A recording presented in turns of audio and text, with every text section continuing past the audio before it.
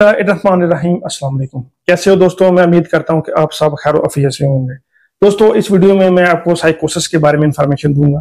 दोस्तों, इस वीडियो में मैं आपको बताऊंगा कि साइकोसिस क्या होता है, इसमें पेशेंट को कौन कौन से साइन सिम्टम देखने में आते हैं और कौन सी अलामत होती है जो कि साइकोसिस के केस में पेशेंट को देखने में मिलती हैं। और लास्ट में मैं आपको होम्योपैथिक मेडिसिन बताऊंगा जो कि साइकोसिस के केस में पेशेंट को बहुत ही अच्छे तरीके से क्योर अप करती हैं। ये तमाम इन्फॉर्मेशन मैं आपको इस वीडियो में बताऊंगा, तो मेरी आप सबसे गुजारिश है कि वीडियो को एंड तक लाजमी देखें। मैं हूं डॉक्टर उमर और आपको अपने चैनल होम्योटेक में खुशामदीद कहता हूं।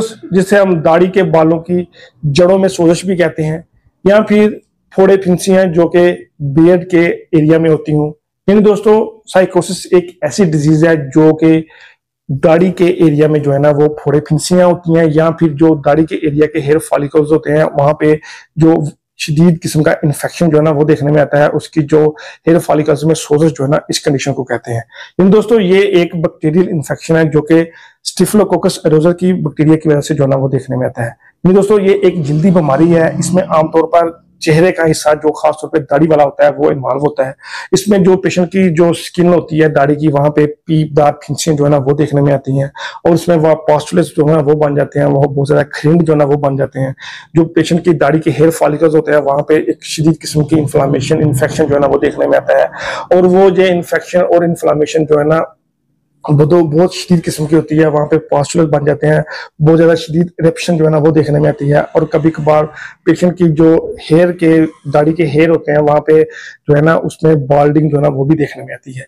यानी दोस्तों, ये एक ऐसा इन्फेक्शन है जो कि बियर्ड वाले एरिया में होता है। वहां पे शदीद किस्म की सोजश और इन्फेक्शन हो जाता है और पॉस्टुलेट स्किन के ऊपर बन जाते हैं, और उसके ऊपर और उसमें जो है ना एक रेशा पस की फॉर्मेशन जो है ना वो भी देखने में आती है। तो दोस्तों, ये इस कंडीशन को हम साइकोसिस कहते हैं। दोस्तों, अब मैं आपको बताता हूँ कि वो कौन कौन सी रीजन होती है जिसमें पेशेंट को साइकोसिस डिजीज का इशू जो है ना वो देखने में आता है। दोस्तों, इसमें सबसे मोस्ट इंपोर्टेंट रीजन होती है वो होती है बार बार शेव करना।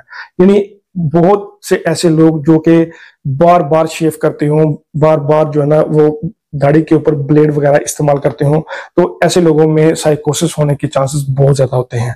और उसमें दोस्तों, ऐसे लोग जो बहुत ज्यादा गंदा ब्लेड जो है ना वो इस्तेमाल करते हो शेव करने वक्त, यानी आपने एक दिन में एक ब्लेड जो है ना इस्तेमाल किया और दूसरे दिन भी आपने वही ब्लेड जो है ना आपने उसी ब्लेड से जो है ना आपने शेव वगैरह कर ली, तो ऐसे लोगों में भी आपको साइकोसिस होने के चांसेस बहुत ज्यादा होते हैं। और उसके बाद दोस्तों, ऐसे लोग जिनका इम्यून सिस्टम बहुत कमजोर हो, तो ऐसे लोगों में भी साइकोसिस होने के चांसेस जो है ना वो बहुत ज्यादा होते हैं। और अब मैं दोस्तों आपको बताता हूँ कि वो कौन कौन से साइन सिम्टम होते हैं जो कि साइकोसिस केस में पेशेंट को देखने में आते हैं। तो दोस्तों, सबसे पहला मोस्ट इंपोर्टेंट सिम्टम वो होता है कि दाढ़ी के इलाके में जो दाढ़ी का एरिया होता है यहाँ से लेके यहाँ तक, इसमें आपको सुर्ख दाने और भूरे रंग के जो पॉस्टुलेट्स और साथ पस की फॉर्मेशन जो है ना आपको देखने में आती है। मैं साइड पे पिक लगा दूंगा। यानी इस तरह की कंडीशन आपको बियर्ड वाले एरिया में देखने में आती है। और उसके बाद दोस्तों, जो पीप वाले दाने होते हैं उसमें बहुत ज्यादा इचिंग और जलन का सिम्टम जो है ना वो देखने में आता है, बहुत ज्यादा खारिश जो है ना वो देखने में आती है। और उसके साथ पेशेंट के कभी कभार जो बियर्ड वाले हिस्से के बाल है ना वो भी गिरते हैं, उसमें भी आपको बाल्डिंग का सिम्टम जो है ना वो देखने में आता है। और जो मुतासरा जगह होती है, जिस जगह पे बहुत ज्यादा फोड़े और फिंसियां बन गई हों, वो बहुत ज्यादा हार्ड और उसमें बहुत ज्यादा एक रेडनेस और उसमें सख्ती जो है ना, हार्डनेस जो है ना वो देखने में आती है। इन दोस्तों, आपको बियर्ड वाले हिस्से में बहुत ज्यादा जलन, इचिंग और उसमें बहुत ज्यादा हार्डनेस और स्वेलिंग का सिम्टम जो है ना वो देखने में आता है। इन दोस्तों, ये जो बियर वाला एरिया इसमें बहुत ज्यादा रेडनेस, बाल्डिंग और उसमें सूजन का सिम्टम जो है ना वो देखने में आता है। अब मैं दोस्तों आपको होम्योपैथिक मेडिसिन बताता हूँ जो कि साइकोसिस के केस में पेशेंट को बहुत ही अच्छी तरीके से क्योर अप करती हैं। दोस्तों, इसमें सबसे पहली होम्योपैथिक मेडिसिन वो है अरम मेटालिकम। दोस्तों, अरम मेटालिकम बहुत ही अच्छा वर्क करती है साइकोसिस के केस में, जिसमें पेशेंट को बहुत ज्यादा बीड वाले एरिया पे रेडनेस हो और बहुत ज्यादा वहां पे पीप वाली जो है ना वो दाने बन गए हो, वहां पे इचिंग का सिम्टम देखने में आता हो। ऐसे केस में होम्योपैथिक मेडिसिन बहुत ही अच्छा वर्क करती है। और उसके बाद दोस्तों, नेक्स्ट होम्योपैथिक मेडिसिन बहुत ही अच्छा वर्क करती है वो है नेट्रम सल्फ। दोस्तों, नेट्रम सल्फ कमजोर मुदाफती निजाम की बहुत ही अहम मेडिसिन है।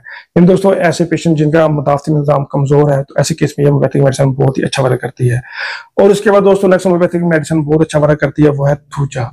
दोस्तों, थूजा आपने अगर किसी को स्किन के ऊपर साइकोसिस का इशू है, ब्लीड वाले एरिया का, आपने थूजा मदर टेंशन जो है ना स्किन के ऊपर लगाना है तो इसमें आपको जो वहां पे हार्डनेस है उसमें पीप के रेशे बन गए हैं, तो इसमें भी आपको सुकून मिलेगा और आपके साइकोसिस डिजीज को बहुत ही अच्छी तरीके से क्योर अप करती है। दोस्तों इसके अलावा भी कुछ होम्योपैथिक मेडिसिन जो कि साइकोसिस के केस में पेशेंट को बहुत ही अच्छी तरीके से क्योर अप करती हैं, जो कि एज पर सिम्टम जो है ना वो रिकमेंड की जाती है। दोस्तों मेरी आपसे गुजारिश है कि कोई भी होम्योपैथिक मेडिसिन किसी भी होम्योपैथिक प्रैक्टिशनर की हिदायत के बगैर जो है ना वो इस्तेमाल ना करें। दोस्तों मैं उम्मीद करता हूँ आपको ये वीडियो पसंद आई होगी। दोस्तों अगर किसी की कोई क्वेरी है तो वो नीचे मेरी ईमेल के ऊपर अपनी अलामत बताकर या फिर अपनी रिपोर्ट सेंड करके अपना ट्रीटमेंट करवा सकता है। Thank you, Allah Hafiz.